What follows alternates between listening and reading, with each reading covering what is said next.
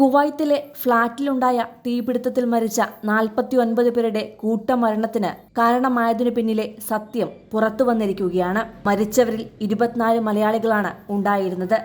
അവരുടെയെല്ലാം മൃതദേഹങ്ങൾ ജന്മനാടുകളിലേക്കെത്തുന്ന അവസാന മണിക്കൂറുകളിലാണ് അവരുടെയൊക്കെ മരണകാരണവും പുറത്തു വന്നിരിക്കുന്നത്. ഈ കൂട്ടക്കുരുതിക്ക് കാരണമായത് വൈദ്യുതി ഷോർട്ട് സർക്യൂട്ടാണെന്ന് സ്ഥിരീകരിച്ചിരിക്കുകയാണ് കുവൈത്ത് ഭരണ നേതൃത്വം. ഫ്ളാറ്റിലെ സെക്യൂരിറ്റി ജീവനക്കാരന്റെ മുറിയിൽ സൂക്ഷിച്ച പാചകവാതക സിലിണ്ടർ ചോർന്നാണ് തീപിടുത്തമുണ്ടായതെന്ന് നേരത്തെ പ്രാദേശിക മാധ്യമങ്ങൾ റിപ്പോർട്ട് ചെയ്തിരുന്നു. എന്നാൽ ഷോർട്ട് സർക്യൂട്ടാണ് ദുരന്ത കാരണമായത് എന്നാണ് ഇപ്പോൾ കുവൈറ്റ് അഗ്നിസുരക്ഷാ സേന വ്യക്തമാക്കിയിരിക്കുന്നത്. ദുരന്ത സ്ഥലത്ത് വിശദമായ പരിശോധനകൾ നടത്തിയാണ് നിഗമനത്തിൽ എത്തിയത്. തീ പടർന്നതിനു പിന്നാലെ അതിവേഗം അതിന്റെ പുക മുകളിലേക്ക് പടർന്നു കയറുകയായിരുന്നു. ഇതാണ് മരണസംഖ്യ വർദ്ധിപ്പിച്ചത്. 49 പേരിൽ പൊള്ളലേറ്റ് മരിച്ചത് 2 പേർ മാത്രമാണ്. ബാക്കി 47 പേരും മരിച്ചത് പുക ശ്വസിച്ചാണെന്ന് NBTC കമ്പനി പ്രതിനിധിയും വിശദീകരിച്ചിരിക്കുന്നു. ഫ്ളാറ്റിലെ സെക്യൂരിറ്റി ജീവനക്കാരന്റെ മുറി ഉൾപ്പെടെ പരിശോധിച്ചിരുന്നു. ഫ്ളാറ്റിനുള്ളിൽ മുറികൾ തിരിക്കാനായി ഉപയോഗിച്ചിരുന്ന സാമഗ്രികൾ അതിവേഗം തീ പടരാൻ കാരണമാക്കി. മുറികൾ തമ്മിൽ വേർതിരിക്കാൻ ഉപയോഗിച്ചിരുന്ന വസ്തുക്കൾ കത്തിയത് വലിയ തോതിൽ പുകയുണ്ടാക്കുകയായിരുന്നു. ഈ പുക അതിവേഗം മുകൾ നിലയിലേക്കും പടർന്നു. 6 നില കെട്ടിടത്തിൽ 24 ഫ്ളാറ്റുകളിലെ 72 മുറികളിലായി 196 പേരാണ് താമസിച്ചിരുന്നത്. കെട്ടിടത്തിന്റെ ടെറസിലേക്കുള്ള വാതിൽ പൂട്ടിയിരുന്നതിനാൽ രക്ഷപ്പെടാൻ ശ്രമിച്ചവർക്ക് പലർക്കും ഇവിടേക്ക് കയറാനായില്ല. ഗോവണിപ്പടി വഴി ടെറസിലെത്താൻ ശ്രമിച്ചവർ വാതിൽ തുറക്കാൻ കഴിയാതെ കുഴഞ്ഞു വീണു. പുലർച്ചെ 4:30 തീ പടരുമ്പോൾ ക്യാമ്പിലുള്ളവരെല്ലാം നല്ല ഉറക്കത്തിലായിരുന്നു. ഇതും ദുരന്തത്തിന്റെ വ്യാപ്തി കൂട്ടി.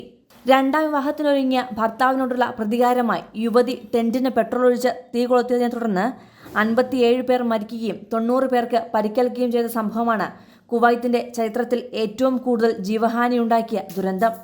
മംഗഫിൽ മലയാളിയുടെ ഉടമസ്ഥതയിലുള്ള ഒരു കമ്പനിയിലെ ജീവനക്കാരായ 24 മലയാളികൾ ഉൾപ്പെടെ 49 പേർ മരിച്ച ഈ ദുരന്തവും കുവൈറ്റിന് ഞെട്ടലായി. ഈ സാഹചര്യത്തിൽ 49 വിദേശ തൊഴിലാളികളുടെ മരണത്തിനിടയാക്കിയ മംഗഫ് തീപിടുത്തത്തിൽ മരിച്ചവരുടെ കുടുംബങ്ങൾക്ക് ധനസഹായം നൽകാൻ അമീർ ഷെയ്ഖ് മിഷാൽ അൽ അഹമ്മദ് അൽ ജാബർ അൽ സബാഹ് ഉത്തരവിട്ടിട്ടുണ്ട്.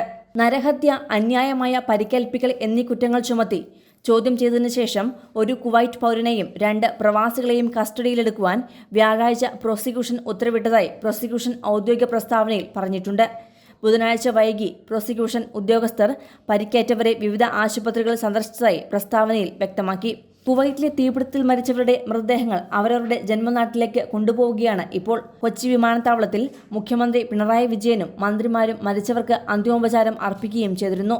കുവൈറ്റ് ദുരന്തത്തിൽ മരിച്ച 45 ഇന്ത്യക്കാരുടെ മൃതദേഹങ്ങളാണ് വ്യോമസേനയുടെ പ്രത്യേക വിമാനത്തിൽ കൊച്ചിയിൽ എത്തിയത്. 23 മലയാളികളുടെയും 7 തമിഴ്നാട് സ്വദേശികളുടെയും 1 കർണാടക സ്വദേശിയുടെയും മൃതദേഹമാണ് കൊച്ചിയിൽ വെച്ച് കൈമാറിയത്.